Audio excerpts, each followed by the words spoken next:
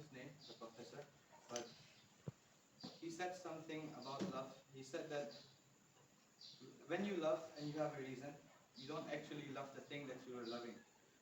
Or the person. Uh, to love does not require a reason. It was his statement.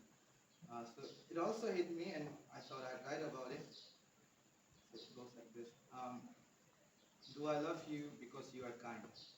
Because your eyes hold the sadness of forgotten saints?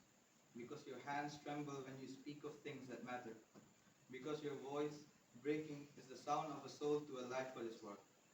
No, this is not love. If I could list the reasons, if I could carve them into stone, then my love would be nothing more than a contract, a sum of virtues, a thing weighed, measured, and accounted for. But love is not a thing of accounts. I do not love you for your kindness, though you are kind. I do not love you for your beauty, though you are beautiful. I do not love you for your sorrow, though it calls to me like a prayer unanswered. I love you because you are you. And even if you were not kind, not beautiful, not sorrowful, I would love you still. Because true love is not blind with foolishness, but with the certainty that no reason is needed.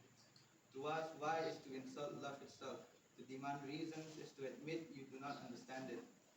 Love is the fire that burns without fuel. Love is the hand reaching out in the darkness, not knowing why, only knowing it must.